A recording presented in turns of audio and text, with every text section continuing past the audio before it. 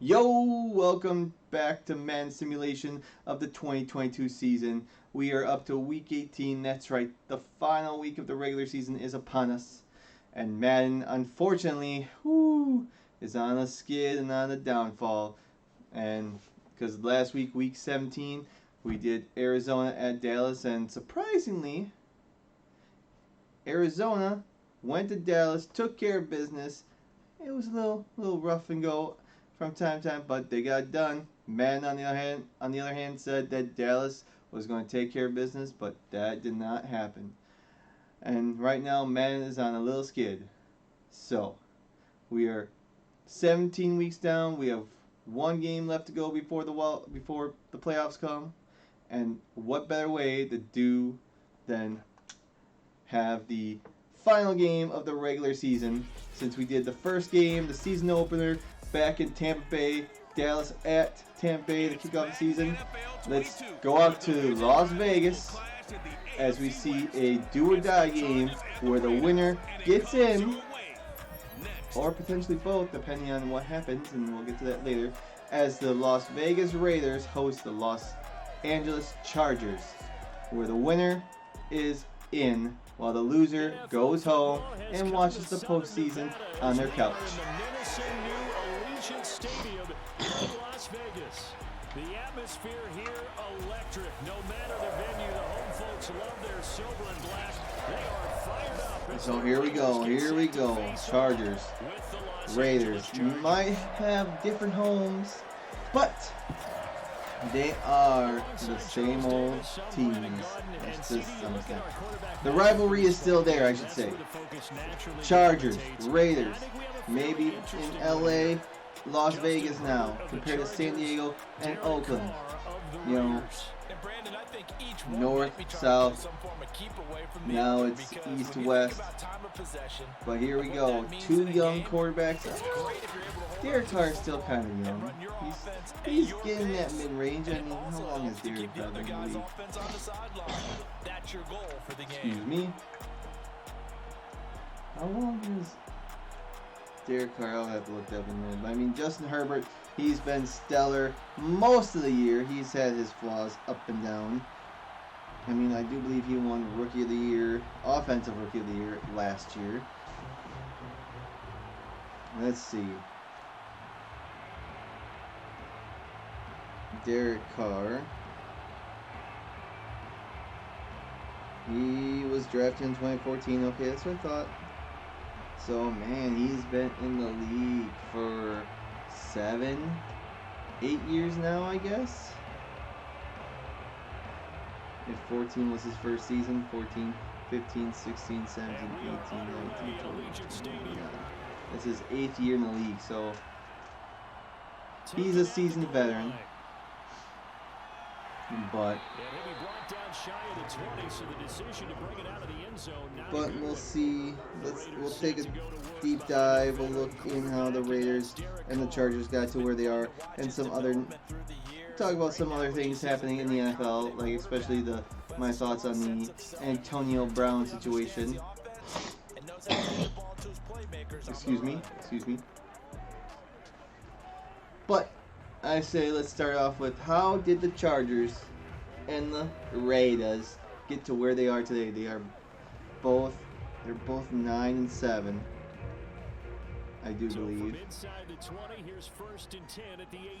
see, come on. I mean, they are in a 3-way tie with Indianapolis, then, I do believe. And he'll take this all the way up to the 38-yard line. Yep, 9-7. They're tied with Indianapolis at 9-7. And that changes things a little bit because against man, I mean, I guess they can still make the playoffs, but we know for a fact that the winner of this game is guaranteed a playoff spot, and that's what I like about what they try to do for the most part on Sunday Night Football is if two teams either one would win the division and or make the playoffs, got put them in prime time, make them the final game, made it mean something. And for the most part, Sunday Night Football has done a great job at that. Start right off the bat there with throws 1 and 2. He's not locking in on just one target early. I would say. Spreading it around a little But bit. there have been This game plenty is of tough. times where it felt like, why is this game and not that one? And I can understand, well, Fox, they want some premier games to air in the afternoon. And now the red flag out on the field. And- We'll have a challenge forthcoming. Well, they're going to lose that challenge. Did he keep those feet in bounds? That's the question they've got to decide. And I got to say, watching it in real time, it was awfully close. But, I mean, I understand Fox wants a premier game in the afternoon. CBS wants a premier game in the afternoon. And, but also, like, this year it just feels like, well, most of the playoff spots are wrapped up except for a handful. Most divisions are wrapped up. And it's just the seeding. And unfortunately, you know, I do like divisional games to end the season, because then it's like, well, then you don't want to lose to your division rival. But, like, outside of this, the other matchup in the West, Broncos-Chiefs, has little to no meaning. Chiefs win, I mean, they're going to be no worse than second, I believe, in the AFC. Excuse me. And I think this is a route we'll see more of as this game goes on, because with his speed, Like, you want to get him the ball in space on drag routes. Eagles-Cowboys. Well, they're both in the playoffs. Cowboys have won the East. And Cowboys win, they might get a higher seeding in the, you know, no worse than fourth. But the Eagles, they can't go any higher than fifth. And they can't go higher than sixth, because they're going to be behind either the Cardinals or the Rams. Excuse me. I don't think it's a surprise they're throwing the football early. We expected that. They told us they were going to come out firing, but 4 for 4 on the opening drive. They like that. They don't just like it, they love it, because now Gotta fight this this confidence jumps up. Everyone's mucus easy intake. about what they're doing. And he's going to go But down. They get anyways, there was a, like, last year they had Eagles and You know what I'm gonna say before I even say it. Washington to end the season. You're And exactly if right. the You can't take a sack in that Eagles spot. would have won, Potentially now, a they would have three-point knocked swing on Washington out of the playoffs. But they would put in, what was it, the Giants? Or was it the Cowboys? I forget who would have won the division last year. But Washington ended up winning, they won the division. That's way short. But this year I think they got it right, for sure. So, and I know, like, a couple, Partner doesn't seem like it, but that's a tough spot 2014? First drive of the game, and they're was calling that? No, on that him. was not He should Sunday be night, that was warmed up. He afternoon. should be into But I know the the game, Packers but had back-to-back sometimes years where it's almost they like, closed the oh, season on Sunday now night. already? Can't they put it in the end zone? What's going on 2015 here? season, 2016 season. But Can you give me a 30, 40 both yard? times were for A division long one, titles they on the can't line. connect.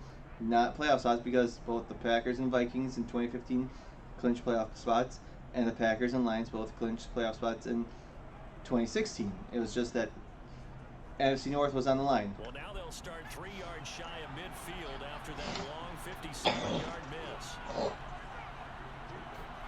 On 1st and 10. Oh man, I'm so sorry. He's gonna take But- a shot right away. Oh my goodness, look at that one-handed catch. Here, and it's gonna be caught. A big play there for LA. They started this drive with terrific What field a position, and beauty. it's gonna get even better after that play. Had great options with where they What a started, beautiful. so they decided to press their advantage, and it paid off. Okay, so let's get back to where I was going. We'll start with the Chargers. Because right now they hold the tiebreaker over Vegas on head-to-head record. So how about this for field position after the big play? Inside the So, 15 now as they Chargers. come up on 1st and 10. Over the years, I've always called them the best worst team in the NFL, because they always find a way to lose games.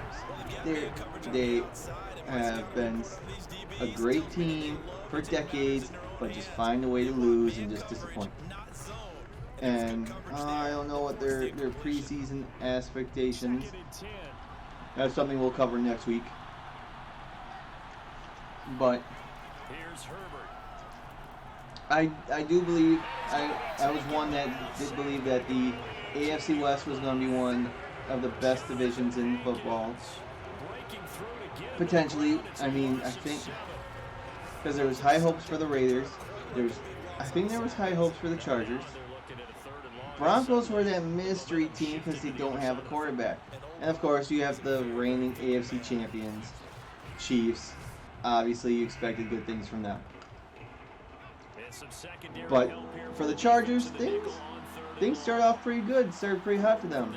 They go to DC. They took care of Washington. Lose week 2 to the Cowboys, which is a good team. Week 3 was the big surprise. They beat Kansas. They beat Kansas City in Kansas City. Okay, it's like, oh, here we go.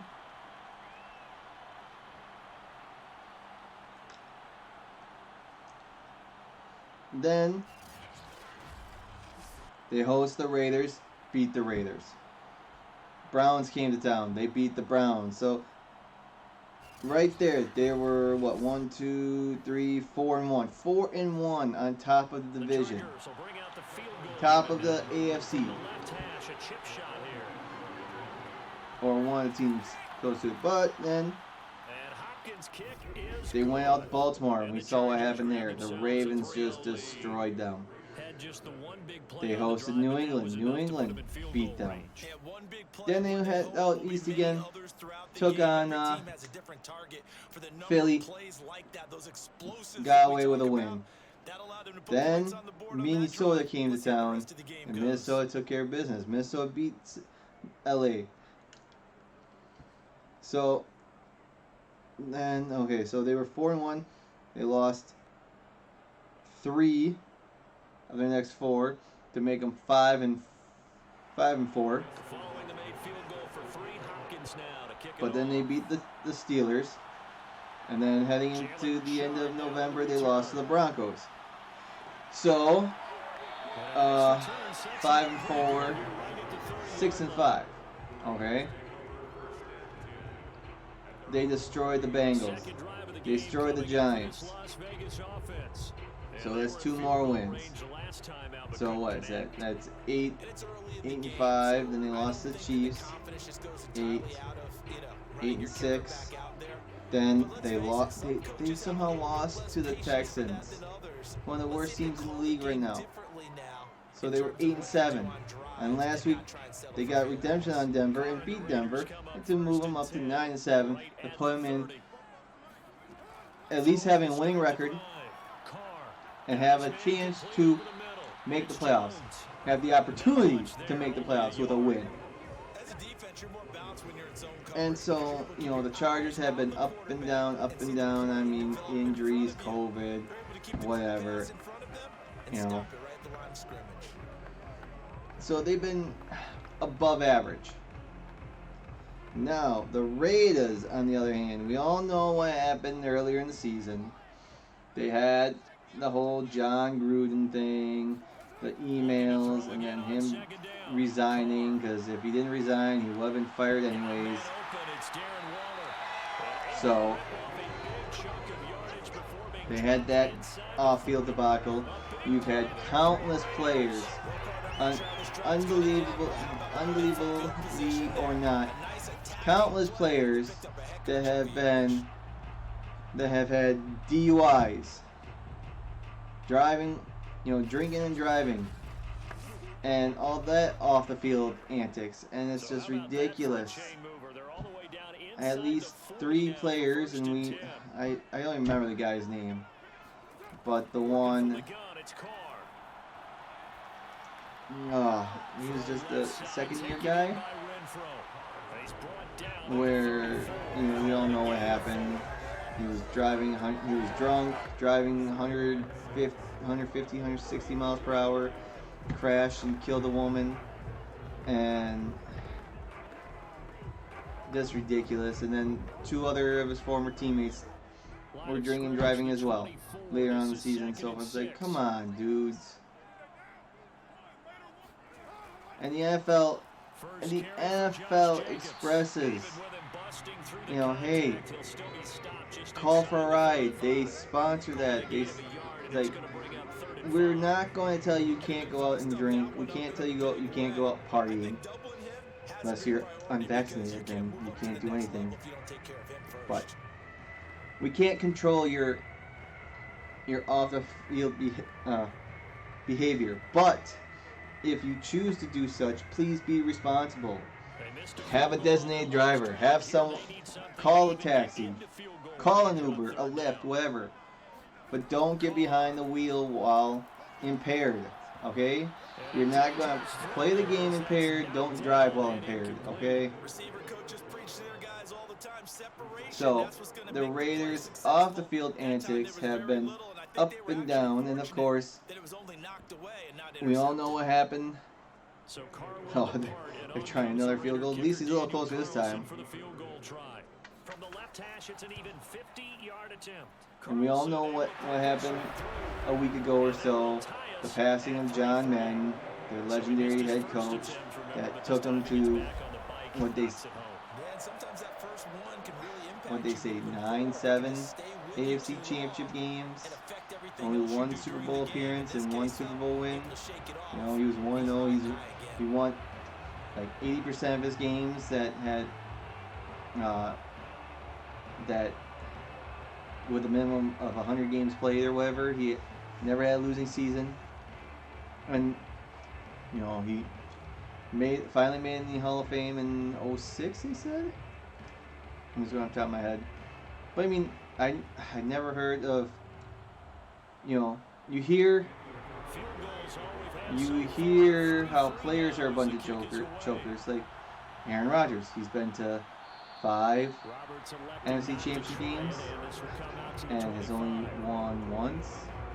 The Chargers get set to go here for their second. It was 2010, 2014, 2016, 2019, 2020. Yeah, he's 1-4 in championship games as a starting quarterback. 1 and 5 if you include him as a backup. But I mean, I didn't hear anything about John Madden being a choker as a head coach. Couldn't win the big one.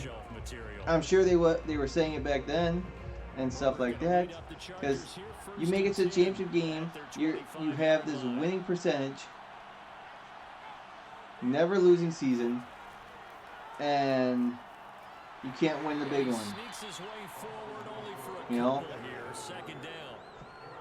What do you do? What do you do? And unfortunately, but he did get the Super Bowl 11. That's all that matters. And who did he beat? Those purple people eaters from Minnesota. But I mean,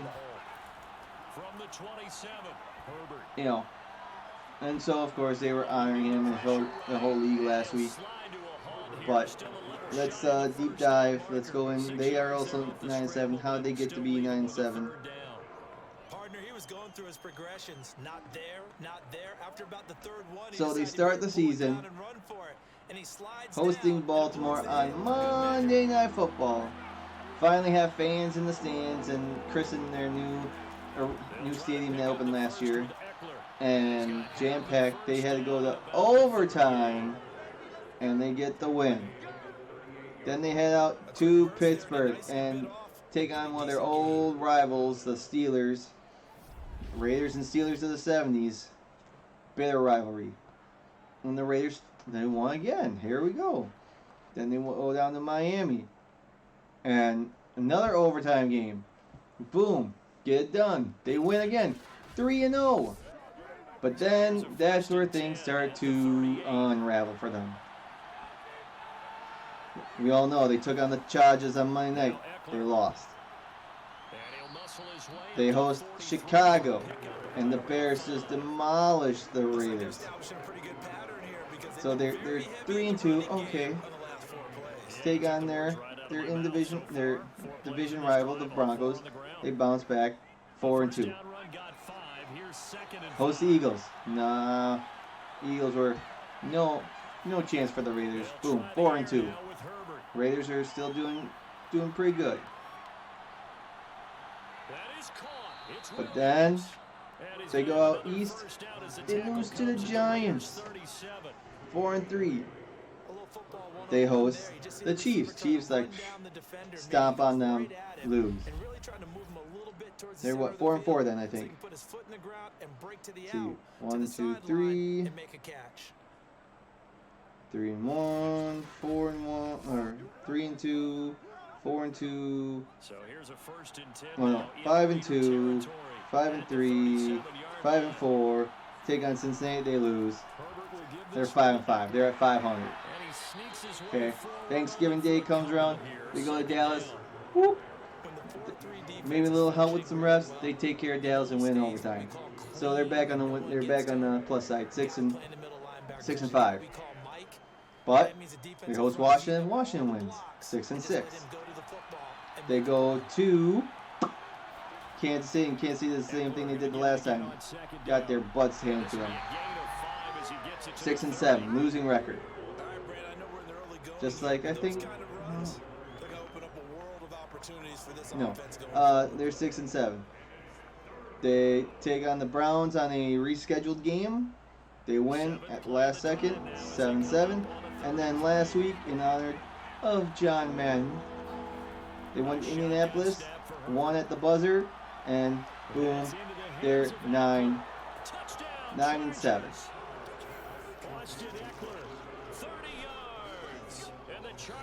I missed something there, but anyway, they're 9-7. Okay, they're 9-7. They were 7-7 at one point. They were at 500. They won their last 2 games. They make them 7-7, tied for 7th place in the AFC, and crawling to try and get that final wildcard spot. So there is that. That's how we are, where we are at the moment. And at the moment, the Chargers are winning 10-3 in this simulation game.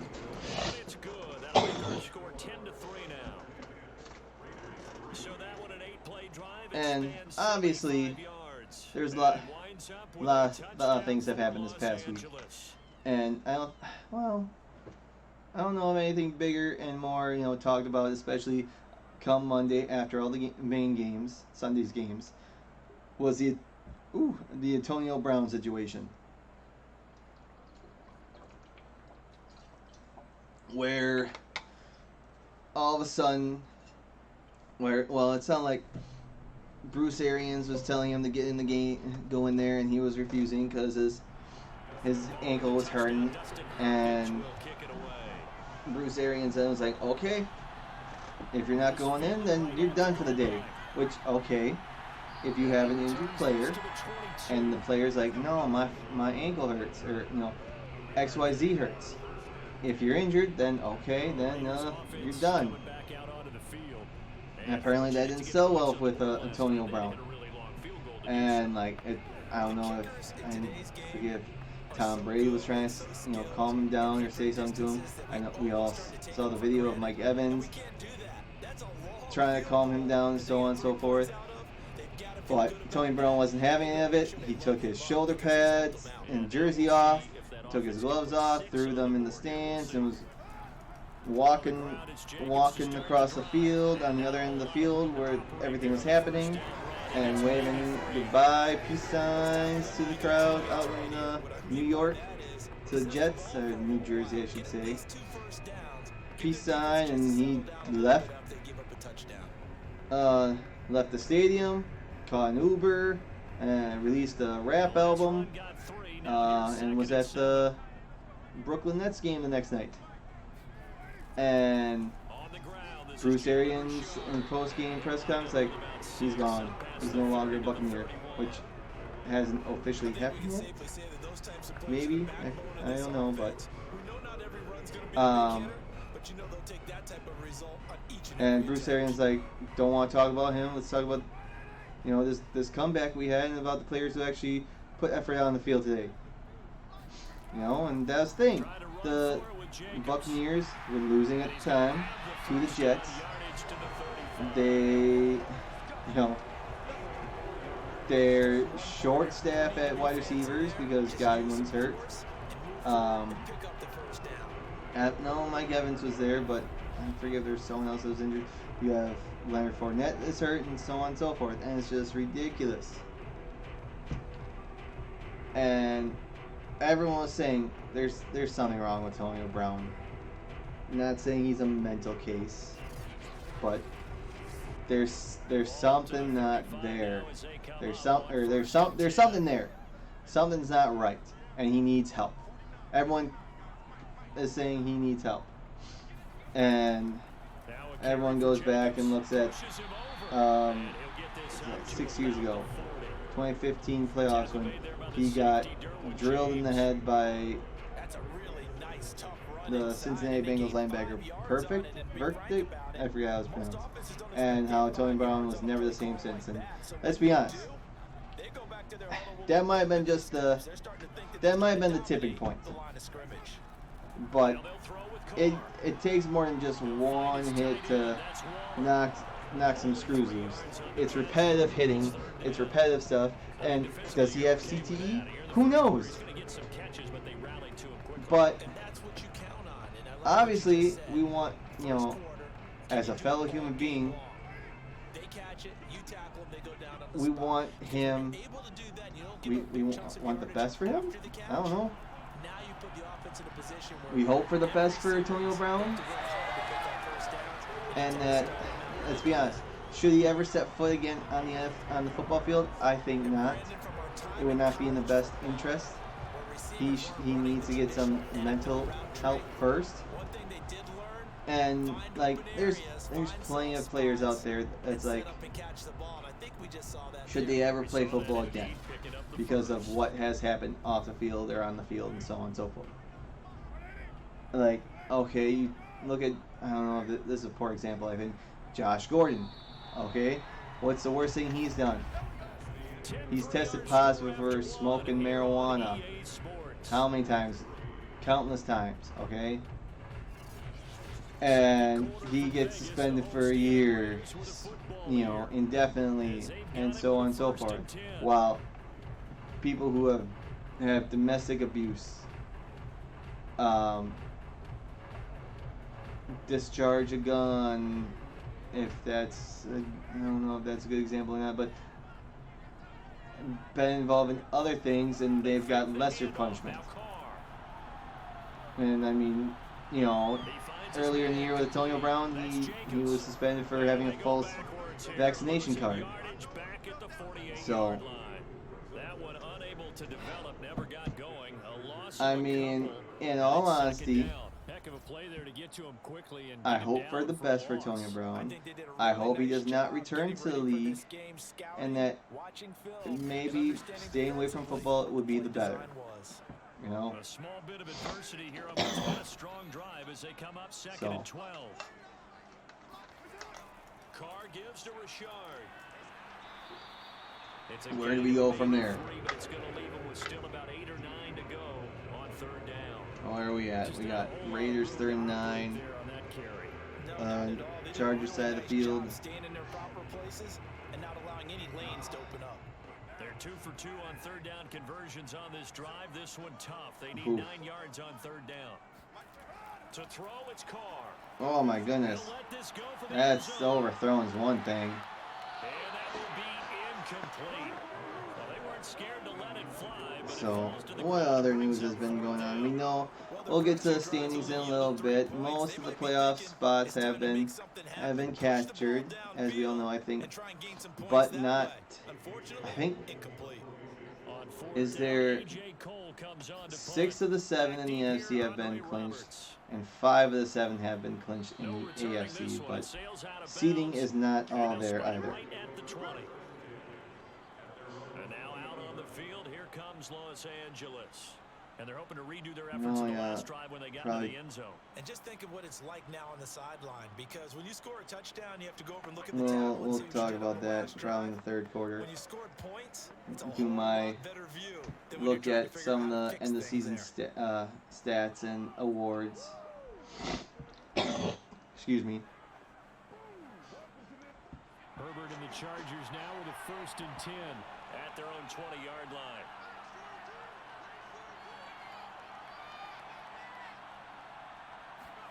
Off the play fake to Eckler, it's Herbert. Woo, oh, incomplete.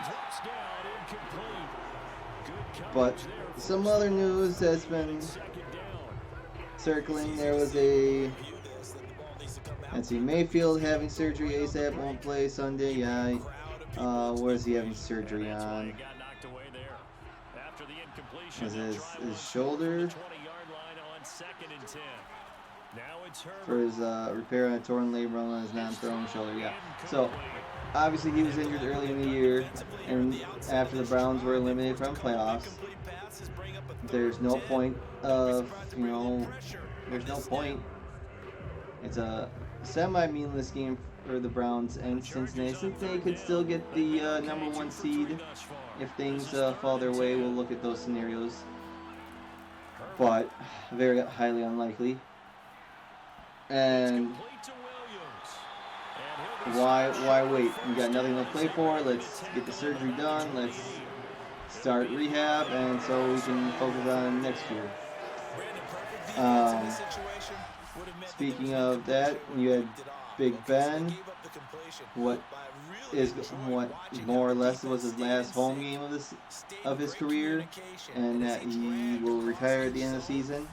They got a victory on Monday night against the Browns. And, I mean, it's always nice to go out on top. Can't always go out on a champion. He's a 2-time Super Bowl champion. I mean, I guess he's a Hall of Fame candidate. Because every other quarterback that has started and started two or more Super Bowls and won 2 or more Super Bowls has been elected to the Pro Football Hall of Fame so far, except for Roethlisberger, because he's still playing, and Eli Manning.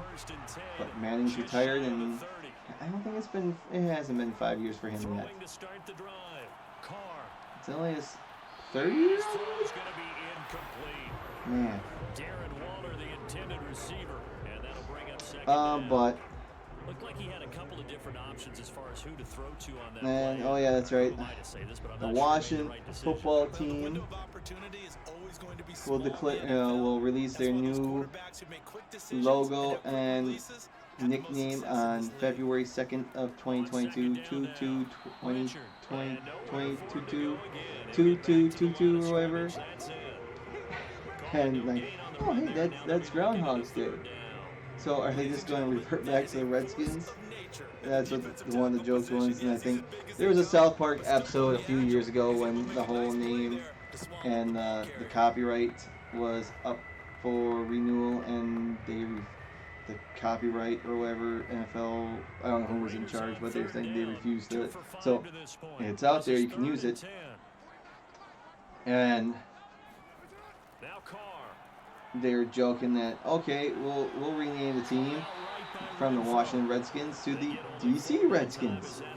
And they were still mad. It's like, why? We did what you asked. We renamed the team. But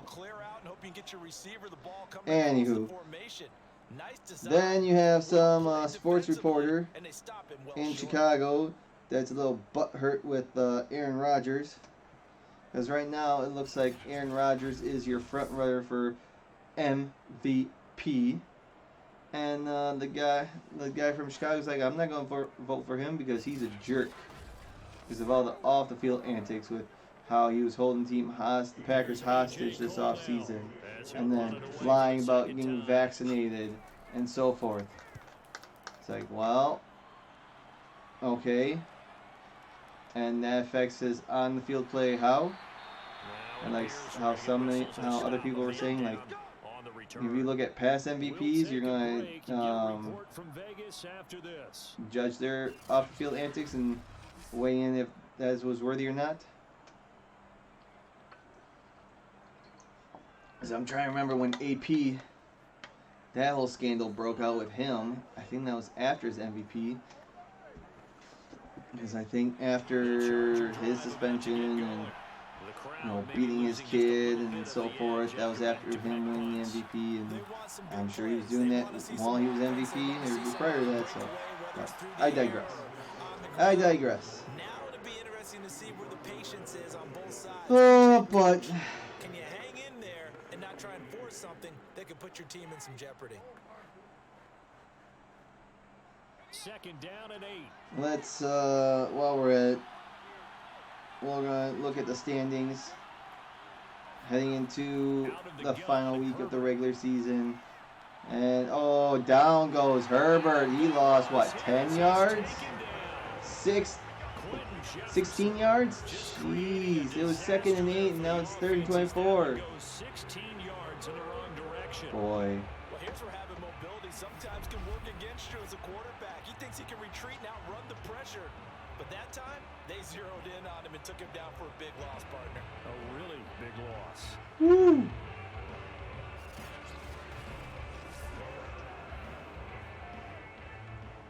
I gotta see how this goes. Yeah, I wouldn't be surprised to see them run the ball here just to try and get some space. Nah.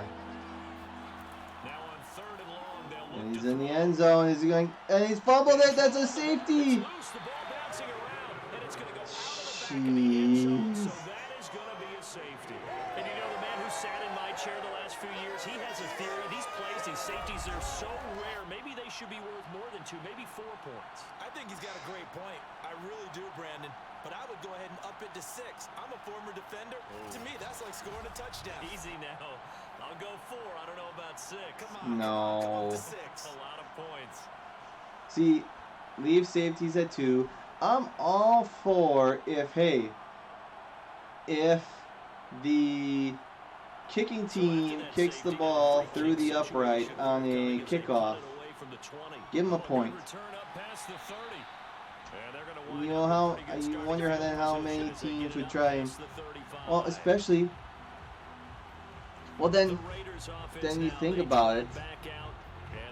Okay, if you score a touchdown and you go for 2, and that's tie the game. What the heck? Either you tie the game, you gotta kick it off, but if you kick the ball through the uprights on the kickoff, boom, you're up by 1 now. You're winning. But I know the CFL has a similar rule where if you don't return the ball out of the end zone, you get a point. That's a poor play. But anyways, let's look at the standings. And unfortunately, there will not be a conference that has that will not have a team with all winning records. There won't be 4 teams with non-losing records. I should put that in. There goes Bosa. So anyways, as usual, we start off in the AFC East. We have the Buffalo Bills. They're at 10-6, followed by New England. They are 10-6. The division is up for grabs entering Sunday, but unfortunately, Bills play Jets and New England plays the Dolphins. But then, speaking of Dolphins, who had an incredible winning streak come to an end. We had 2 winning streaks come to an end this past weekend. The Dolphins started season 1-7, won 7 in a row. They were 8-7. They were still in the playoff hunt, but unfortunately they lost over the weekend to Tennessee to drop to 8-8. They can try to avoid the losing record if they beat New England. And then you have the Jets at 4-12 at the bottom of the barrel. In the AFC North, Cincinnati wins their first division title since 2015 with a record of 10-6 and has an opportunity to still get that first round bye. Pittsburgh is 8-7-1. Mike Tomlin avoids a losing record once again and securing 15 straight seasons with a non-losing record, or seasons, or however you want to word it. Baltimore is 8-8. They still have a chance to make the playoffs, just like Pittsburgh. But the Browns, Cleveland, 7-9. They have been eliminated, and trying to figure out what happened and how to get back to the playoffs for. High hopes. There were high hopes for Cleveland, and we were going to go Look at all those high hopes that people had, 4 months ago. But then we have AFC South, Tennessee 11-5, currently the number 1 seed in the AFC. Followed by Indianapolis 9-7, still on the outside looking in. Or they're on the inside, trying not to look out. They win, they get in. But then you have Houston at 4-12. Well, Indianapolis 9-7. They're in the playoff hunt still. Houston's 4-12 and Jacksonville 2-14 with their clown owner and general manager and so on and so forth. And I might touch a little bit about that in the third quarter. Then you have AFC West, Kansas City, who wins their division yet again at 11-5. And we have LA Chargers and Las Vegas both at 9-7. Winner gets in, unless it's a tie. And then you have Denver at 7-9. On the flip side, on the NFC, in the NFC, you have in the East, Dallas wins their division, 11-5. Philly, they're 9-7. They're in the playoffs. Washington, 6-10. Huge disappointment this year at all around. And the New York Giants at 4-12.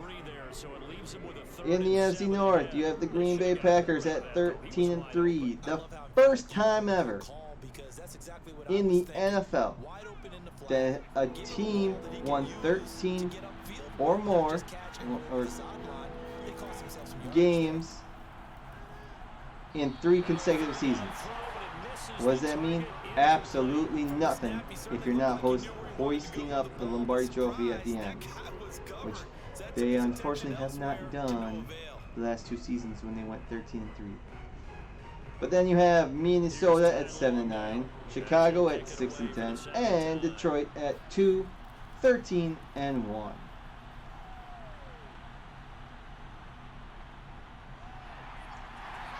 In the NFC South, you have Tampa Bay at 12-4, New Orleans 8-8, still trying. They're still alive in that playoff hunt. Then you have Atlanta at 7-9 and Carolina at 5-11. And out west, you have the LA Rams at 12-4, Arizona at 11-5. Anything can happen still. AFC West title is still up for grabs. San Francisco 9-7. They're still alive, and Seattle at 6-10. So with that all said, what do the current playoff standings look? Well, they look like this. In the AFC, you have Tennessee at 11-5 at the number 1 seed. Since they beat Kansas City earlier in the season.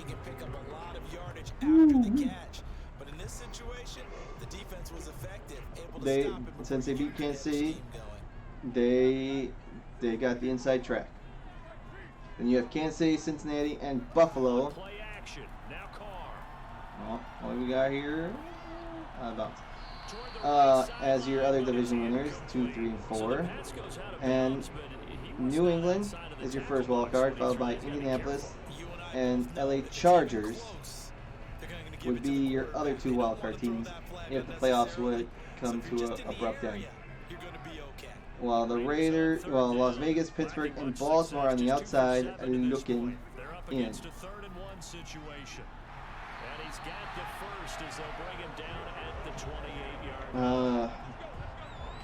Well, then everyone else is eliminated. In the NFC, you have Green Bay. They wrapped up the number 1 seed for the 2nd straight year, all thanks to Arizona beating Dallas. They got the number 1 seed at 13-3. They'll get the bye. They'll be comfy at home, watching the other 6 teams try and beat the crap out of each other, and they'll figure out who will be coming to Lambeau Field on the weekend of the 22nd and 23rd. On first down, they go with Jacobs again. And then you got, at the moment, LA Rams are in 2nd place, Tampa Bay in 3rd, and Dallas at 4th.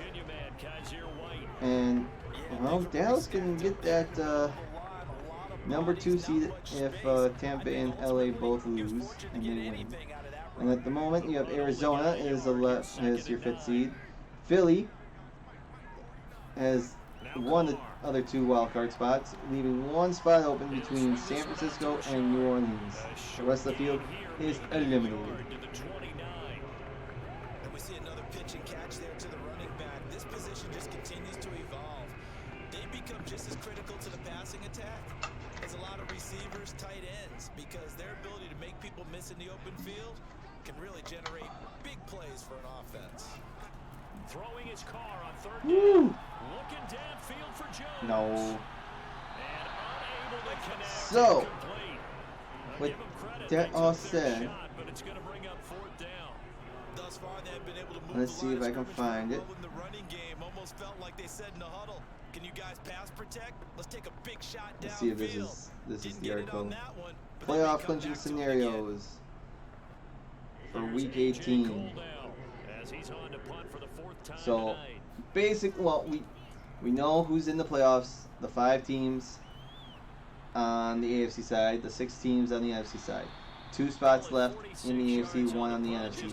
But rankings or positioning is still up for grabs on both sides, besides the number 1 spot, Justin Herbert and the because rest the of the Charger Packers offense are set the to best take over in once more. the They've got NFC the lead. and It's a big currently reason the why looking NFL. sharp so far. And as we travel around the league, we see quarterbacks get it done in a variety of ways. So on the Today's AFC side, NFL does tell we us already one know thing. who's If that in. guy doesn't play well, But their team's not going to win.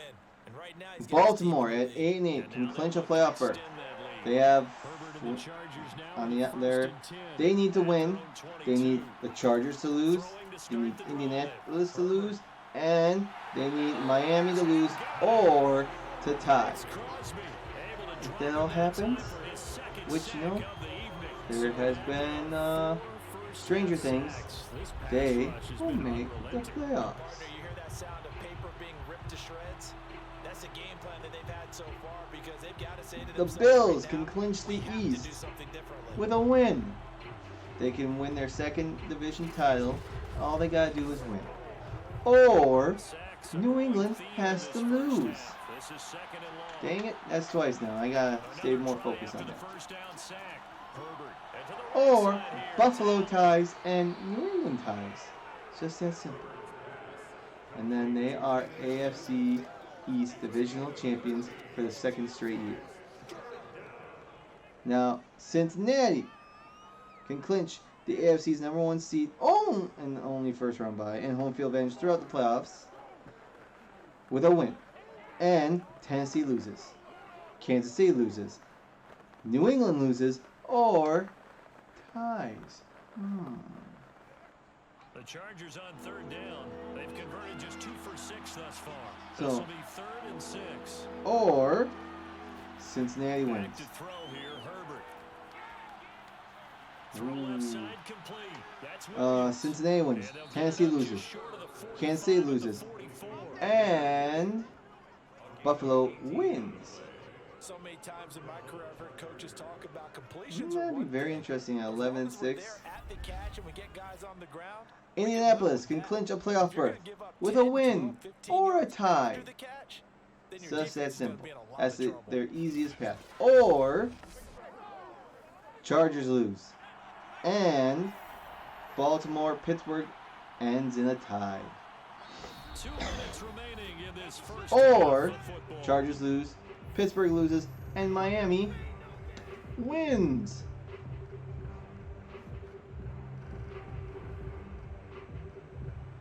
Kansas City can clinch the number 1 seed and the home field advantage throughout the playoffs if they win and Tennessee loses or ties. Or KC ties us and Tennessee loses outright. And Herbert able to get this one to Eckler out of the backfield. And he'll be taken down. The Raiders at the 45. can clinch a playoff berth with a win. Just that simple. And right now they're down by 5. Or this game ends in a tie and Indianapolis loses.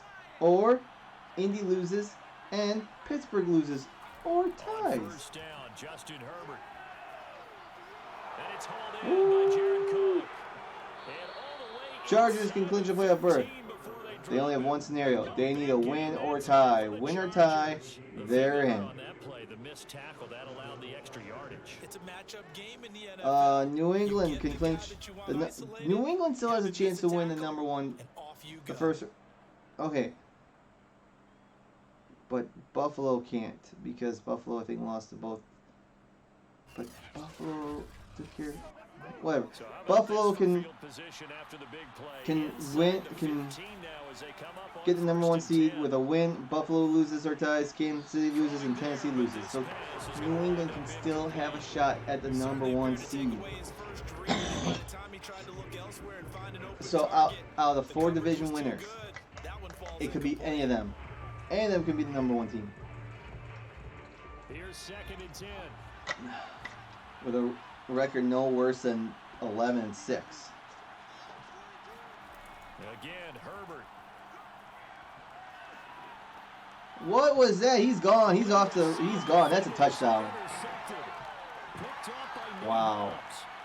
The 40, 20, and he takes this one back into the end zone, and the Raider defense. So that's how New England can get the number one seed. New England can clinch the East with a win, Buffalo loss, or tie, or New England ties and Buffalo loses. What were they thinking? That's going to be one of the great mysteries, but I do know this. And last but not, second, Pittsburgh can clinch a playoff spot with a win. Indianapolis loses, and as long as this game does not end in a tie, because I heard, I saw something like, well, if Pittsburgh wins and Indianapolis loses, okay, what if the Chargers and the Raiders both play for a tie? We keep the Steelers out of the playoffs. I highly doubt though. But last but not least, the Titans can get the first round, get the number one seed in the first round by home field advantage throughout the playoffs with a win, or tie. Kansas City loses or ties, or Kansas City loses and Cincinnati loses or ties, and New England loses or ties, or Kansas City loses, Cincinnati loses or ties, and Buffalo wins. So there you have it. That's the AFC side. So Buffalo can win the East, but not number one seed. New England can win the East and the number one seed. So they throw the pick six. They'll get another shot at it now as this one's in the air. AFC side. This is a little more clear. Packers, they already clinched number one seed. That's all taken. Arizona can win the West with a win and a Rams loss.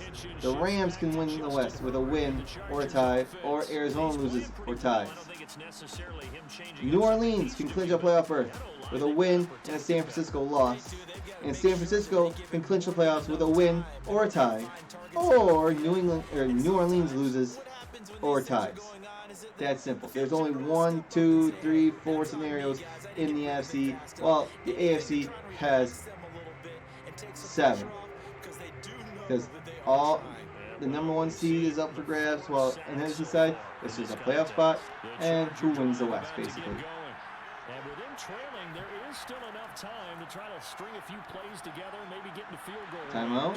And he's going to get you want to call timeout, or are we just going to go to half? Down at the 27. When you see zone defense and you know you've got a drag route on as your primary call, you got to be really careful as a passer about how far you let your guy go, because he might wander into some tough coverage.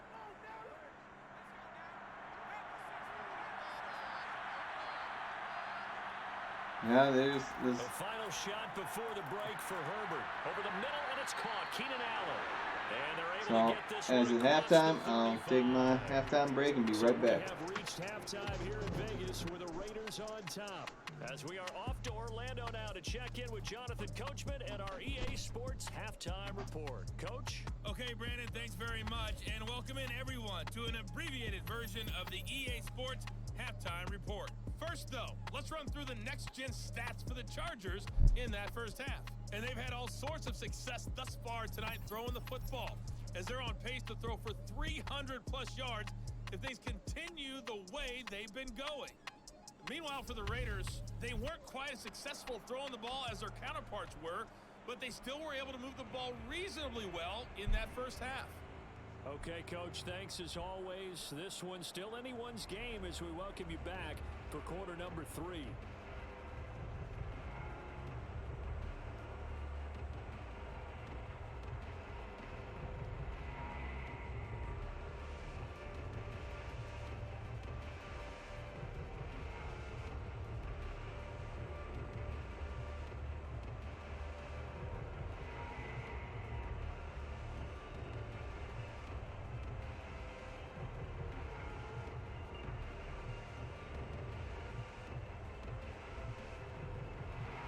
The Chargers going to get the football first here in the second half, and they trail as we get back underway.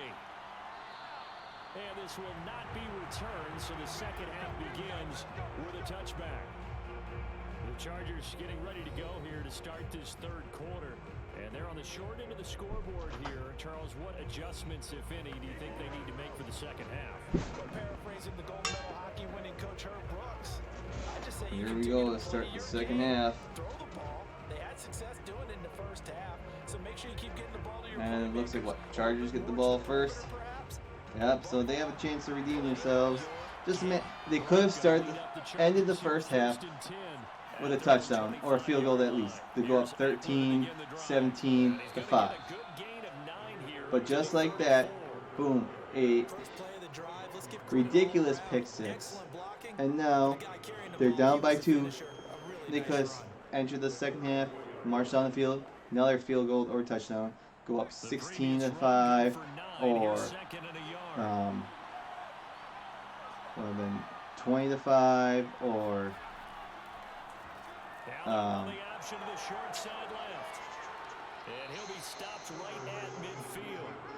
24 to 5. I can't do simple math. Well, he is certainly dangerous when he spots a lane and he keeps it himself there. Worked out well. And how about the just like that, they're losing by 2. To practice it over and over because it's almost like a ballet that has to be choreographed. But how about once he made the decision to go, he committed to it and went. Let's face it, most teams are going to defend the running back much more than the quarterback on that type of a play. Back-to-back good plays have him on the move on first down.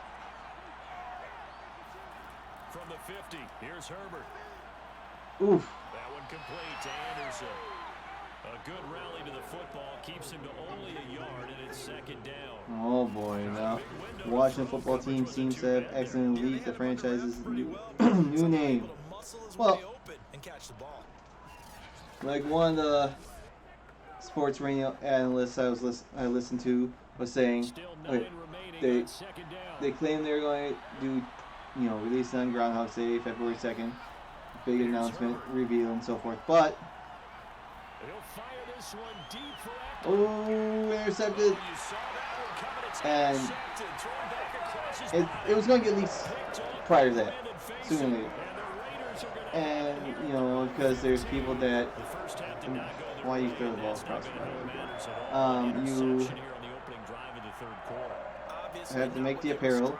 You're going to be putting the logo name on everything with the NFL shield on it, so on and so forth. So someone's going to, say something. They're in this day and age of the internet and social media. It's bound to happen. But according to this report, as far as the name goes, the candidates are the Armada, Presidents,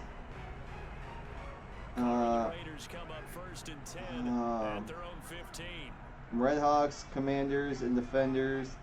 I'm trying to carry here for the big tight end. And he's going to lose yardage here back to the 14-yard line. He'll lose a yard there, and it's however, it appears the team may have accidentally leaked it already, as domain WashingtonAdmirals.com links to the Washington football team's main website, which other names do not. So the Washington Admirals. A loss of a yard there to start out. That leads to a 2nd and 11. But yet that could just be a red herring. And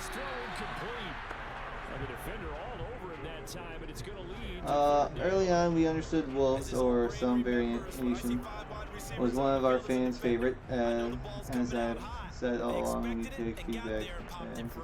Once we began looking into Wolves, however, we became aware of notable challenges, trademarks held by other teams would limit our ability.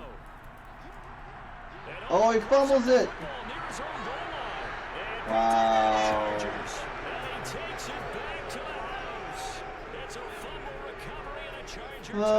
And without Wolves, variation like Red Wolves wouldn't have been viable either for these and other reasons and so forth.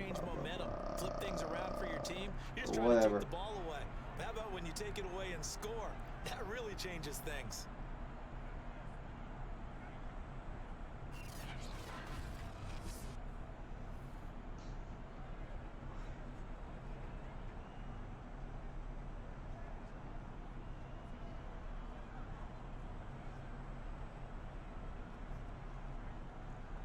Here's Hopkins now for the extra point.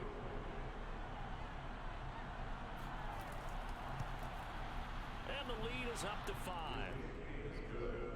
The scoop and score, always an exciting play in football, and we witnessed it there, grabbing it off the ground and then rumbling it into the end zone for 6.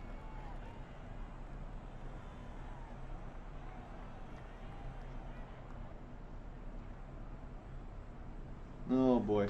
Okay.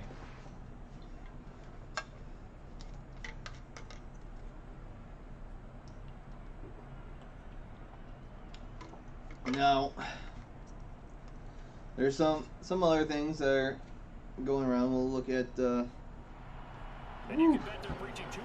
don't know if we might do a little dive on, look at that real quick and so forth.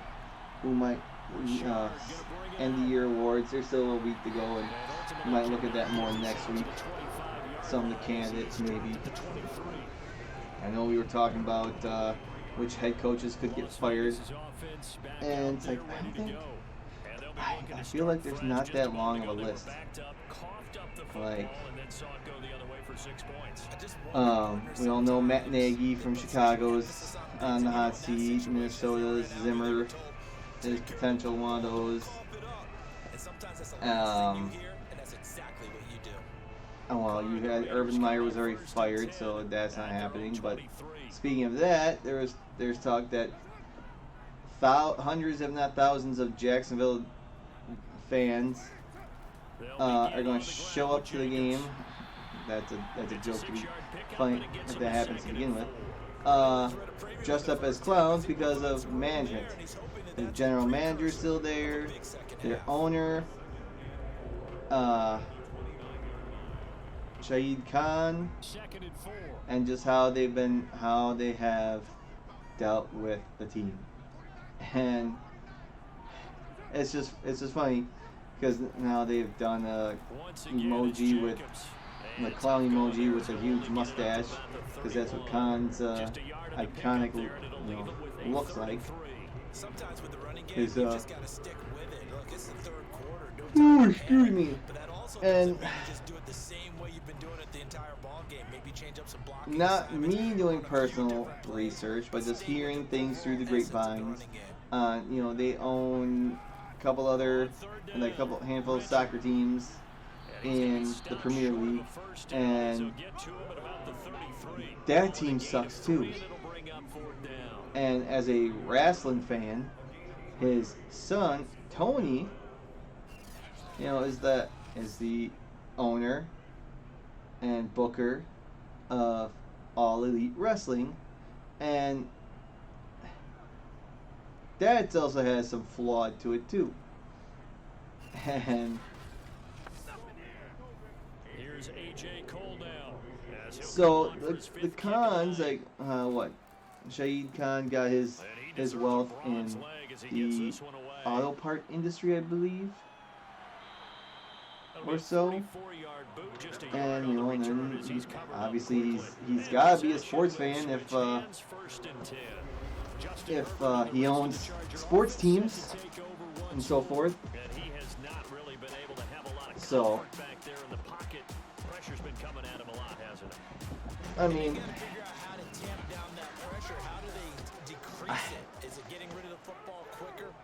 It's like, how do you turn a team around? Maybe they do something different with their pass You know, blocking and their is it protection schemes. the head Maybe coach? meet them on the line of scrimmage instead of retreating to try Is to it protect your the general quarterback. manager? They've got to figure Because the something general out, manager because you cannot is, let you your know, guy get hit hiring that much. Not if you the intend people to below win. them. And now there's talks that, hey, Bill O'Brien might be up for the head coaching job for Jacksonville. Yes, that Bill O'Brien that had that huge disaster in Houston when he was the head coach and general manager and decided to say, hey, DeAndre Hopkins, you don't want to play? Fine. Bye-bye.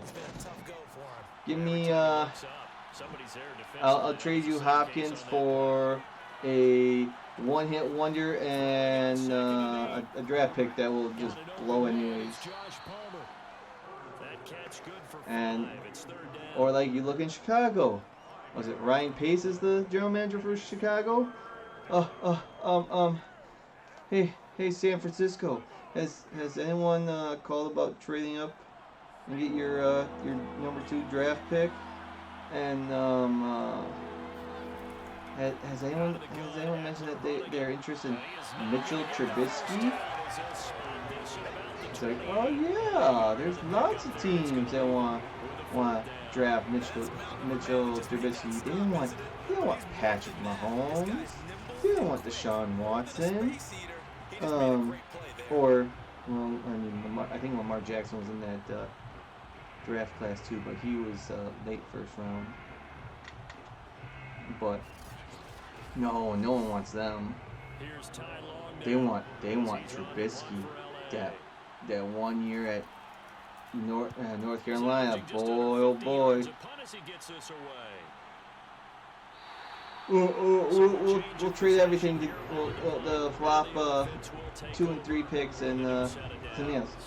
Okay. And where's Mitch Trubisky now? Well, he's in Buffalo. Heading to the playoffs again. Too many of these drives just wound up going nowhere. You know how in baseball when the pitcher gets a base hit and he's on base, it's just ridiculous. Just ridiculous. But teams are only as good as the guys running the show. You know. I mean, take the movie The Major League, for example. Okay, what the whole premise of the story is the fictional owner of the Cleveland Indians dies, and his showgirl floozy widow wants to move the team to Miami because Cleveland sucks. They don't want to build a new stadium. They don't want to do anything, which, you know, sounds familiar with these two teams. Wow, look at that protection. Wide open too. Oh! Shake and bake and touchdown. And they retake the lead. In my opinion, the Raiders need to go for 2 at some point. Look at this. Look at this. Blown. No. Okay. He blown coverage. And the offensive line is just block. And then, whoop! Touchdown. Here they go. They're going for 2.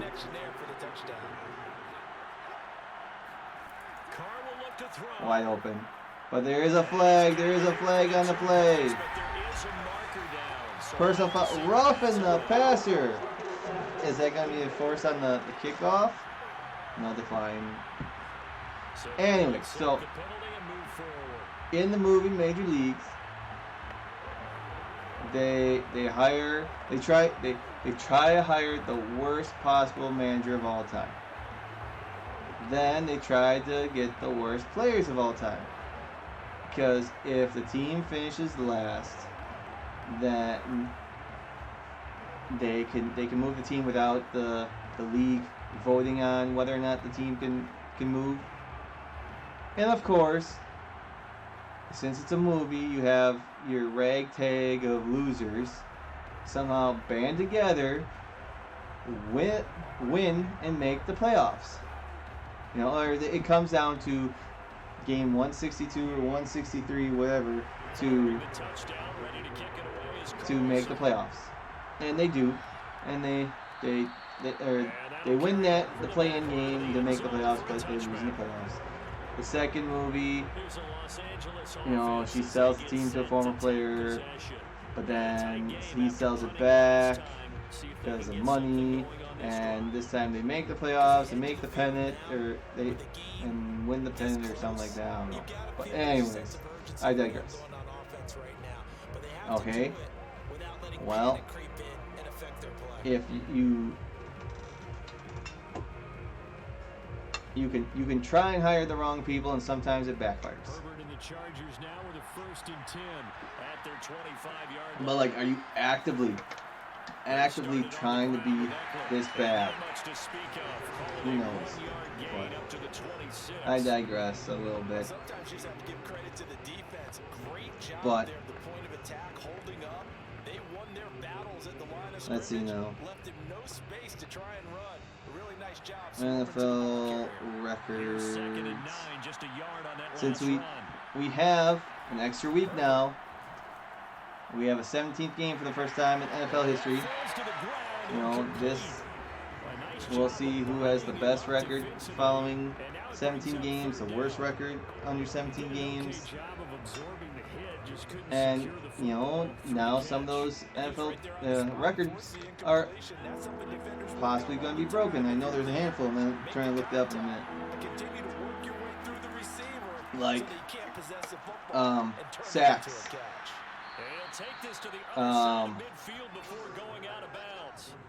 Receiving yards. Receptions. I think there was one more. Interceptions, technically. Plays like this are critical to keep drives going. If points result, we'll call here we go. 6 NFL records that could be broken in Week 18. We'll go with this one according to CBS Sports. So here's a 1st and 10 now in Raider territory at the 49-yard line. There's at least 6. And I know, like I said, receptions, receiving yards, sacks. Oh, excuse me. Interceptions. I don't know what the other 2 are. Okay. NFL records that could fall in Week 18 due to extra game. Tom Brady, Cooper Kupp, and TJ Watt might set marks. Let's see what the Chargers, 2nd and 5, playing time. Incomplete. Okay, most receiving yards is currently held by Calvin Johnson. He broke that record in 2012. Catching 1,964 yards. Kupp entered Sunday's game at 18:29. He'll need 136 yards to break that record and potentially become the first ever receiver to accumulate 2,000 yards. Now, let's be honest. Whoa, there down goes Herbert. 4th down. What Calvin Johnson did, ironically, with a young quarterback named Matthew Stafford. He did in 16 games, yes. And could you get 2,000 yards in 16-game season by a receiver? How the passing game had become, yes, I think it's possible or plausible. Especially when you had quarterbacks like Drew Brees, Peyton Manning, Tom Brady, even Aaron Rodgers, Ben Roethlisberger, who had those outstanding receivers and threw, like, Rodgers never threw for 5,000 yards.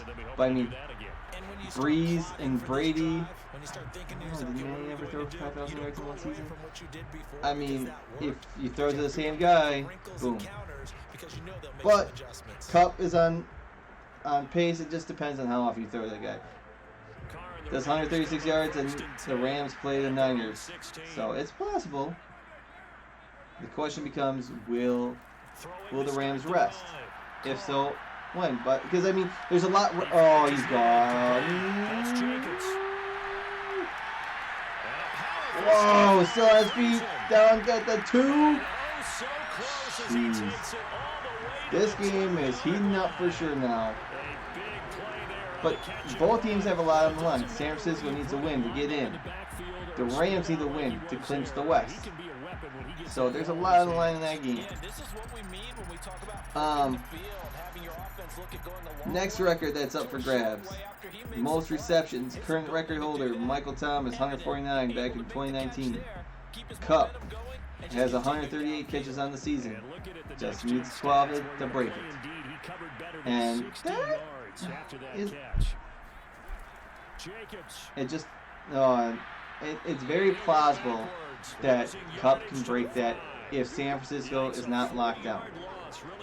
I mean, he is more likely to break the receiving record than the yardage record in my mind. Because it's not that hard to throw the ball 12 times and hopefully the receiver catches it. Getting 136 yards, what was it? 136 yards is going to be a little difficult if they're pressed, so on and so forth. But it doesn't take much. I mean, let's see. It's not the app I want. 136 divided by 12. He just needs to average about 12 yards a catch. And certainly appears that they lulled the defense into thinking that the passing game was going to be it the entire drive. Nice change up there going to the running game to get them over the goal line. So that's the next one. Most sacks. Michael Strahan at 22.5. He broke that. He set that record in 2001 when Brett Favre slipped and fell, and Strahan just touched him. Go look it up. Go look how he set the record. I mean, yes, it counts, but you can't tell me that Favre did not slip and fell, and Strahan did not do anything to get that record.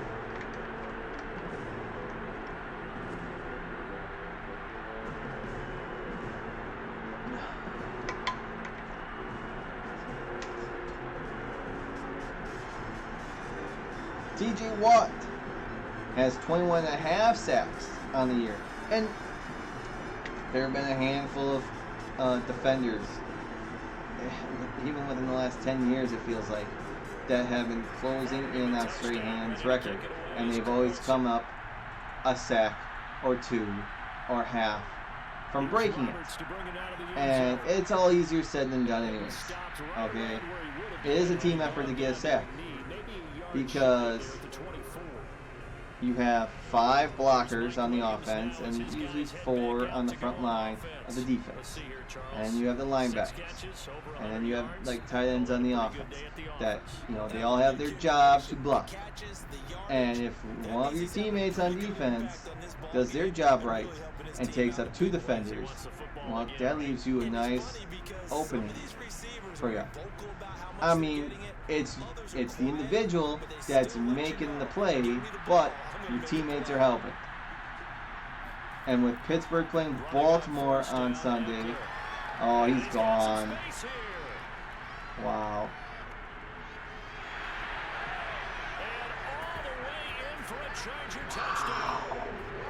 Like I said, this game's heating up and we're not even in the 4th quarter yet. Oh. Excuse me. And just like that. Man, I hope Sunday's game is like this. Then hell yeah, I'd be watching. Now it's Hopkins to add the extra point.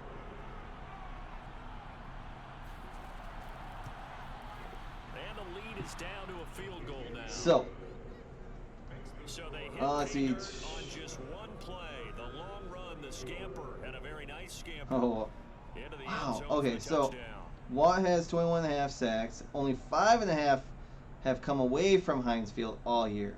Watt has not recorded a sack in any of their last 3 road games. Ooh, see, that's gonna be tough. I mean, a sack will tie the record. A sack and a half will break it. So, a lot is on the line. I mean, depending on who's at quarterback, if it's Lamar Jackson, if it's Huntley. I mean, Huntley at quarterback for Jacksonville is just as deadly as a runner as Lamar. So, and, you know, It's a rivalry game, and Baltimore is going to know, hey, we can't give this up. We can't give up this record to our arch rival. So, most completions, current record, Drew Brees at 471, set in 2016. Tom Brady entered Sunday's game at 456. Woo! Through 16 games, needs 16 more completions to break Brees' record. Brady has completed at least 18 passes in every game this season. So, he just needs to complete 18 passes. And depending on how the game is going again, we play Carolina. Who do they play? There's absolutely no sense trying to fit a ball in where you shouldn't. You can see the coaching in his head taking place on that play because I mean, that'll depend on that depends who they play might depend. Because if no, they've already played New Orleans twice, so I know it's not New Orleans. I think it's Carolina. Yep. They play Carolina, so Carolina's not playing for anything.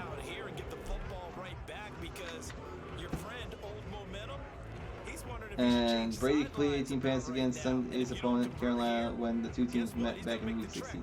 Okay, most passing yards. Current holder, Peyton Manning, 5,477 yards. Brady needs 488. Yes, it's plausible, but I don't see Brady throwing for over almost 500 yards on Sunday. In my personal opinion, I don't see that happening. So I think if Tampa Bay gets a lead, they're going to try and milk that clock away. I mean, if Brady is, say, 2 completions away from breaking the record, I can see little dump passes.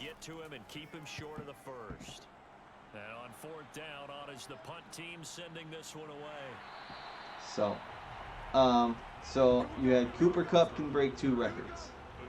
You have Tom Brady can break 2 records. So that's 4 right there. Then I think you get the sacks. That's 5. So what's the next one? Most attempts. Oh, hey, look, Tom Brady can break a 3rd record. Matthew Stafford had the most attempts at 727 in 2012. What else did Stafford do in 2012? Oh yeah, that's right. He threw to Megatron, and what Megatron do? He broke the single season record for most receiving yards. So yeah, you're going to have a lot of attempts. The question is, how many were completed?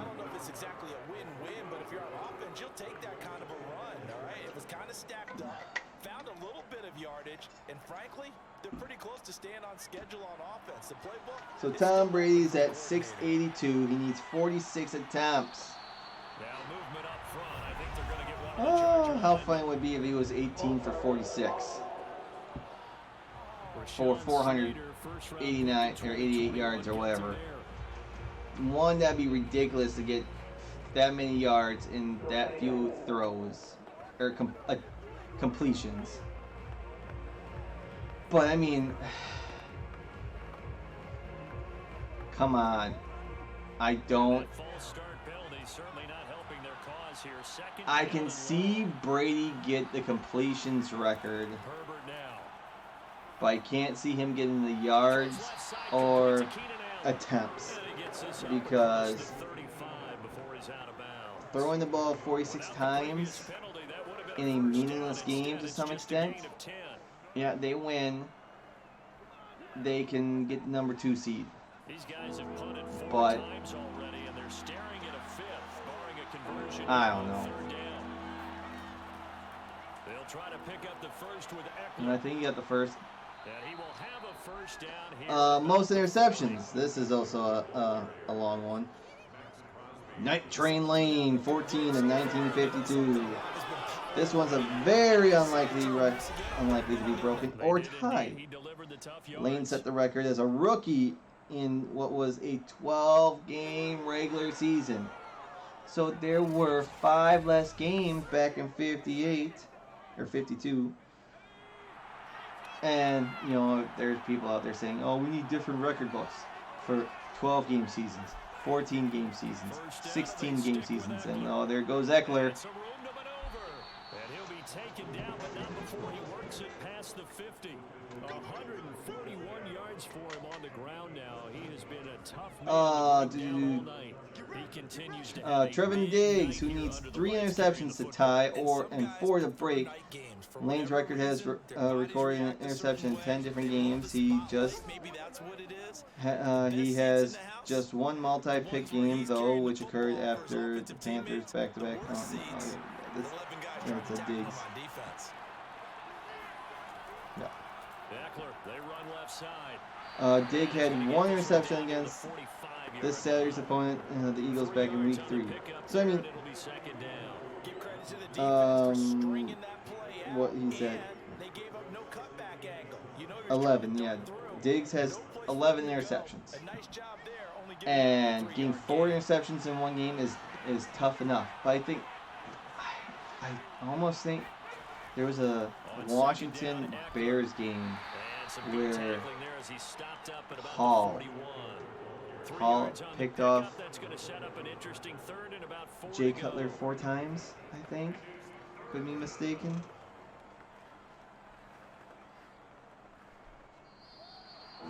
But there you go. Those are 7 records. 1, 2, 3, 4, 5, 6, 7 different records. Single season records that could possibly be broken come Sunday.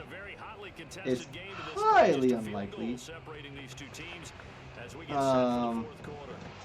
Those last 4, in my opinion, but those first 3, the receiving yards, the receptions, and sacks, yes, those can all possibly happen. Here's Herbert. And Allen's got it. And he's going to have the first down, yardage to the 35. Tell you what, he's been able to put the ball in some tight spots all game long. That throw, no different. Yeah, a lot of people would call it a gutsy type of a throw. I think he looks at it as, I can do it, so it's not that big of a deal to me. Shots are being fired.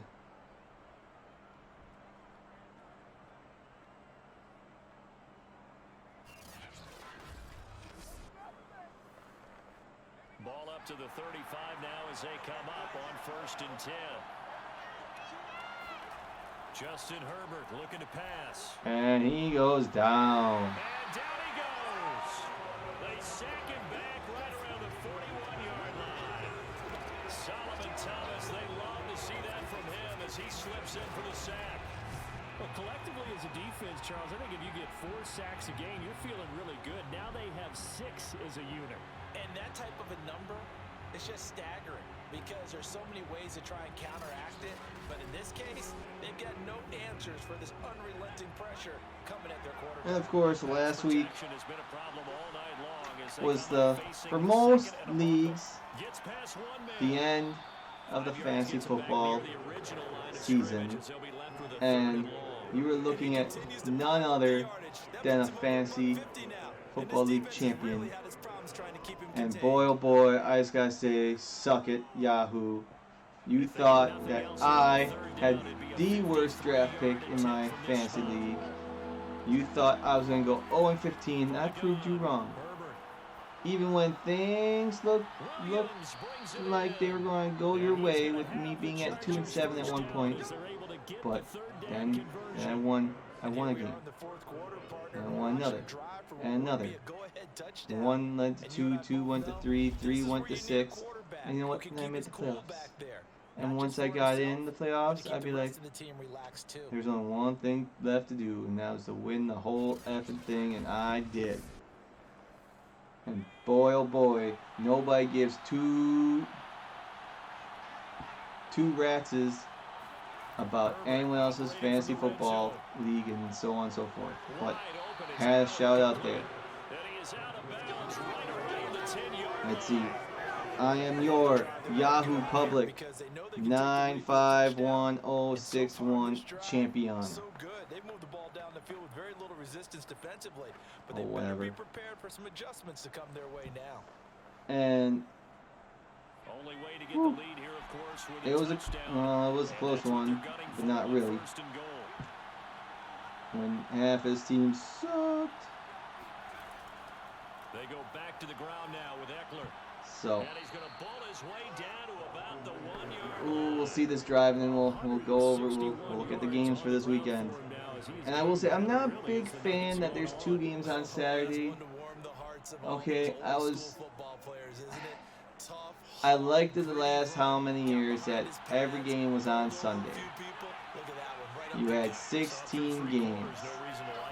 You had basically 8 noon games, 7 late games, and 1 last hurrah. But now, I don't know why. Why do we have to have Saturday games? 2 Saturday games. I know you try to put kind of meaningless, pointless games somewhat. You have a plausible first round wildcard matchup against Dallas and Philadelphia, where they play this weekend and potentially play each other again next weekend. But then you also have the defending AFC champions playing Saturday against the Broncos, who have nothing to play for.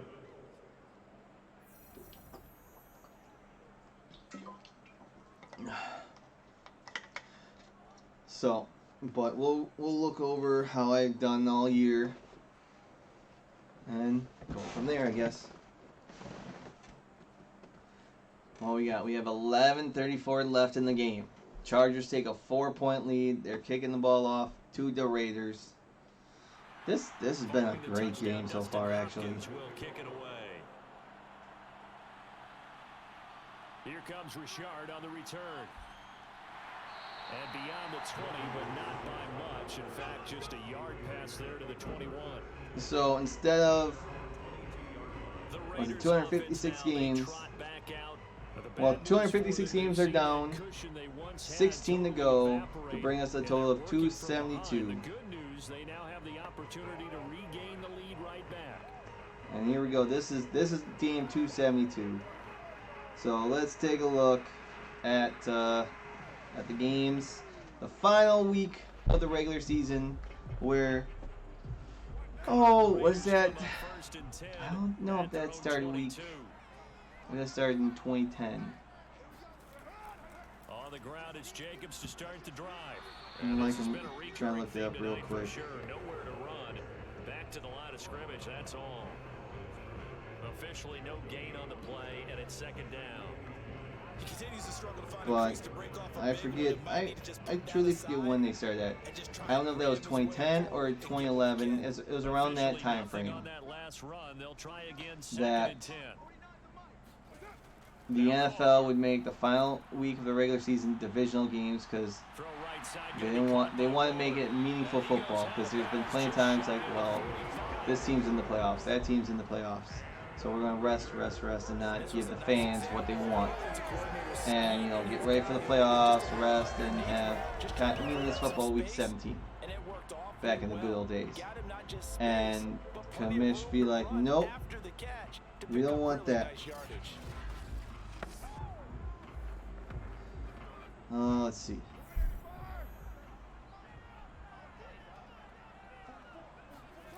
On first down. And his throw is incomplete. Yes, sir. How about an attaboy there on first down? Got his hand in and knocked it away.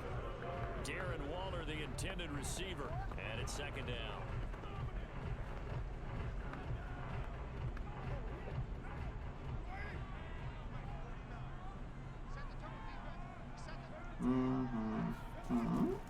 Carr going to give it to Jacobs. And he's going to bowl his way forward to the 48. 4 yards the gain, and it'll bring up a third down. That second down play call was not to pick up the first. But anyways, 2010 was the first season. Okay, whatever. So that's been going on for 12 seasons, 13 seasons now. I kind of like it. An extra defensive back on the Because, like, you have here, this is winner gets in. It's not for a division title, unfortunately, but it's win get in. San Francisco, LA Rams. We know they're playing this weekend. Rams are in. They're only playing for a division title. San Francisco, they're trying to get in. So there's some stuff and so forth. So, but let's take a look at the games this weekend and the picks, my picks. So I am currently 154 and 101 with a 60% accuracy. Let's try to. I think I went. I go 10-6 or 11-5 last week. I don't know why I picked Cleveland, didn't I? Should have known better. Why did I pick Cleveland? Anyways. So, before we get that, okay, who has the ball? The Chargers got the ball back with 9:41 left, with a 4-point lead. They just need to, they just need to burn that clock. Throw. Oh, lots of room. Stand bounds. You gotta kill that clock. So, anyways, here are the final 16 games of the regular season, starting on Saturday, late at 3:30 Central Time. Kansas City at Denver. Prime time, Dallas at Philadelphia. Plus, here's the other thing. Those three teams will all have an advantage. They'll have an extra day off. That's not fair. That's why I like all the games on one day. So you have either that short week if you played that Saturday, or the long week if you had that Monday or that Sunday game. But still, I digress. Anywho, then on Sunday at noon, the early games, we have Cincinnati at Cleveland, Green Bay at Detroit, Chicago at Minnesota, Washington at New York Giants, Indianapolis at Jacksonville, Pittsburgh at Baltimore, Tennessee at Houston.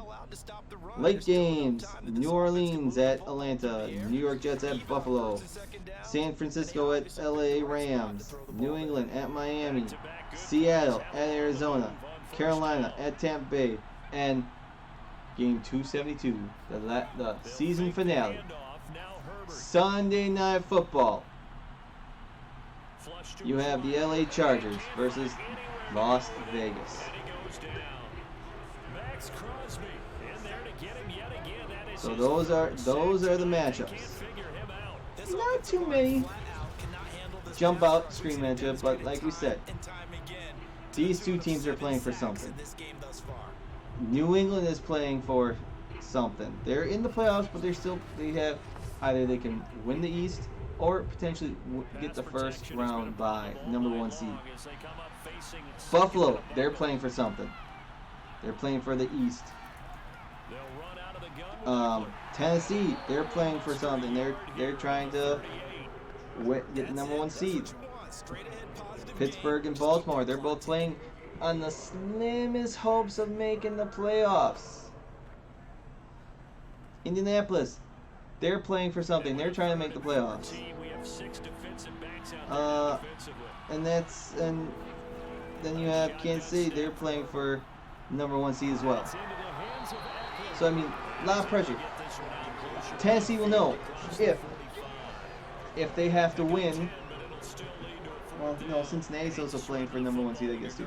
But Tennessee will know if Kansas City loses. They'll know if they win, they get the number 1 seed. If they lose, well, that opens the door for New England and Cincinnati. And I mean, since New England plays late game, Cincinnati loses, Tennessee loses, Kansas City loses, well, window's wide open for them. So, here are my picks. Kansas City at Denver. Give me Kansas City. Kansas City, they've been red hot.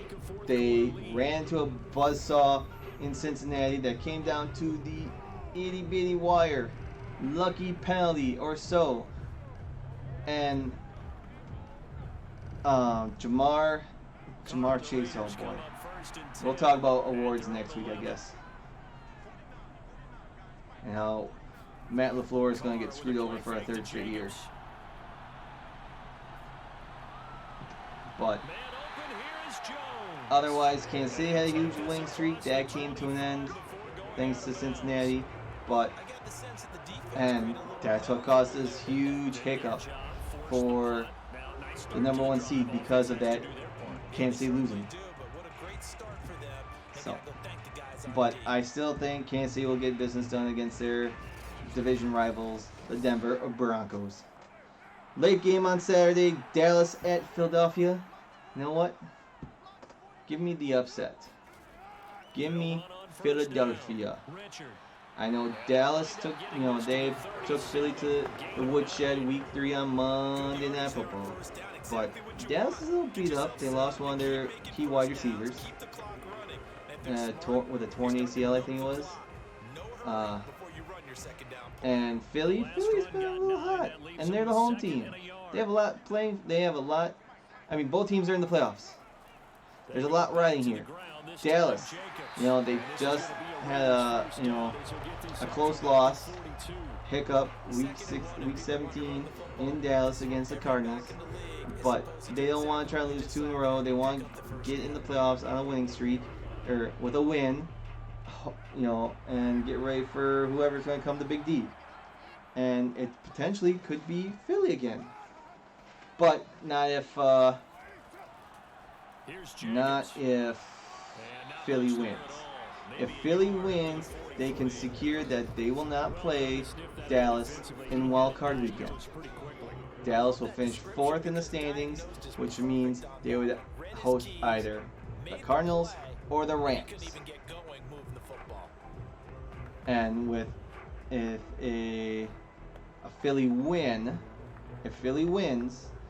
they would head to the #3 team, which would be either Tampa Bay, highly unlikely, or the NFC West opponent, which is I don't know which is more likely, because if the Rams win, they win the West, they get the #2 seed.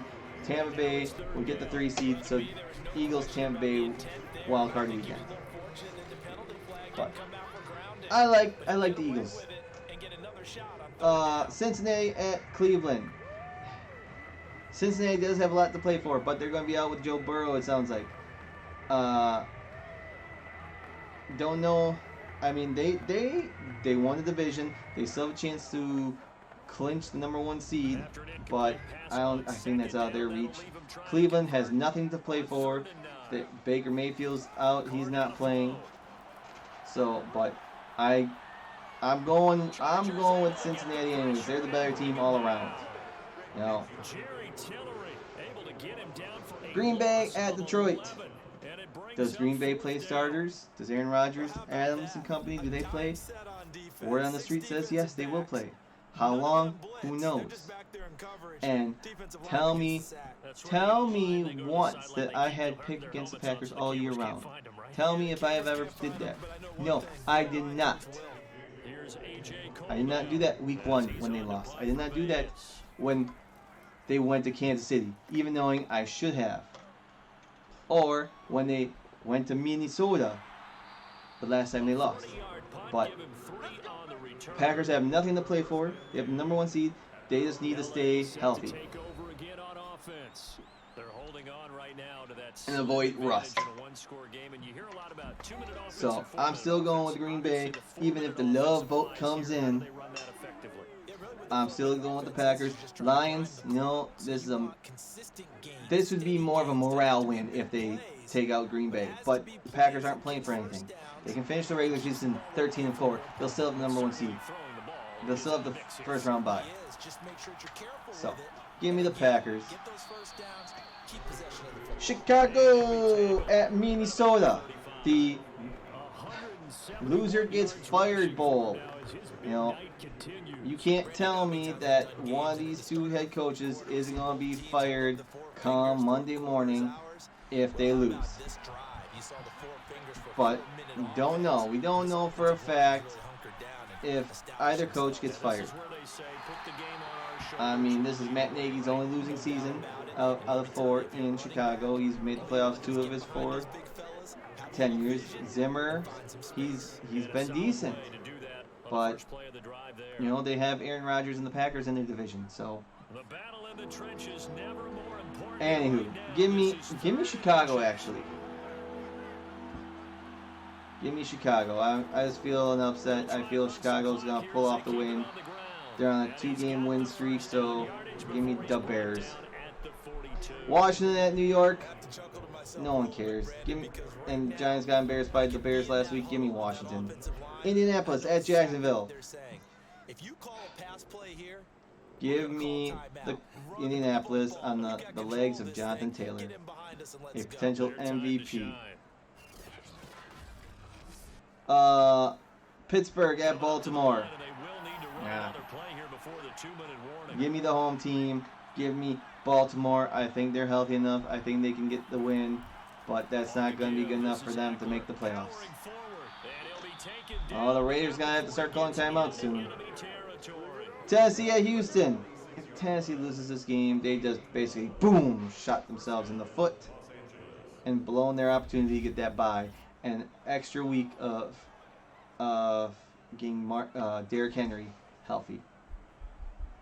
And who wants to see that guy in the playoffs? But how healthy would be Derrick Henry? Give me Tennessee over Houston. Late games. New Orleans at Atlanta. I gotta go with the Saints. The Saints go marching in, but it'd be amazing if Atlanta can pull off that upset. But I think New Orleans will win. New York Jets at Buffalo. Stranger things have happened. But Buffalo has to show why they're the better team. Timeout. Oakland. Oakland. Buffalo needs to win this game to show why they are the better team. But the Jets have pulled out their 4 wins have been 2 for sure have been pretty amazing. Should have been 5. Or they're not. No, they're full. San Fran at LA Rams. I'm going with the Rams. I think LA is going to get the win here. The Rams are going to get the win. San Francisco's out of the playoffs and New Orleans in. That'd be amazing. But we'll see.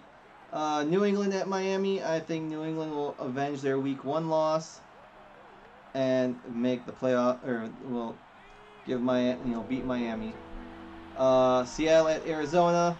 I think Arizona will ride in the playoffs with a 2-game win streak, but beat the number 5th seed and will have to play most likely Dallas in Wild Card weekend. Carolina at Tampa Bay. Give me Tampa Bay. I wouldn't be surprised if Carolina pushes Tampa Bay to the limits, but I think Tampa Bay is a better team. We know this. We saw what they did at the Jets. They fell behind. They found a way to come back to win. They're at home. They're going to take care of business. And they take a knee. Well, they get the first down, so looks like Chargers are going to win. And that's who I have. I think LA Chargers are going to take care of business. They beat the Raiders. They make the playoffs. The Colts make the playoffs. And there you have it.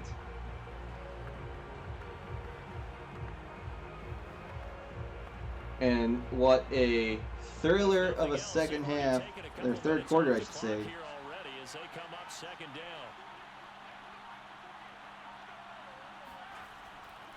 The handoff, it's Eckler. After getting stuffed on first down, not much better there. 2-yard gain. I like a guy who understands the situation. I also like a guy who you look at him and you say, we'll see. That looks like a guy who knows the coach is going to say, guess what? You drop this one, you'll be carrying around a training I don't know. We'll see what one more kneel down and I'll do it. Maybe old gauntlet drill, right? Anyone get the ball out while he's sitting in class and bring it back to the coach? He's in big trouble. Yeah, it's fun to kneel down in front of your And that'll do it. When you go on The road, Chargers band of brothers attitude, go into us Vegas. against the world and get it done. Put everything on black. I remember a coach Oh, hey, and they won. tell me, you get a win on the road, doesn't Why? matter. Get out of the I hope they don't snap it. They did. Oh my goodness, why? It doesn't matter. And his 'Cause, kick okay, is right there. It's they would- good, and that'll make this a 7. They would never go for that field goal for two reasons. One, unnecessary. And two, what if they botch a snap or it gets blocked? The Raiders could recover it and return it for a touchdown. Obviously hit home. Now I gotta change that in the scorebook. Obviously there are words that are said and hey, come on guys, we have to play better. But sometimes it's just sharpening your execution, Something that sharpening just your didn't focus, freaking and happen. maybe doing the things you practiced all week without major adjustments, just doing them better.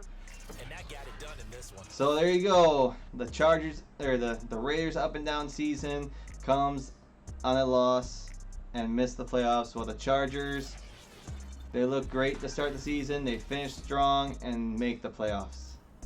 So there you have it.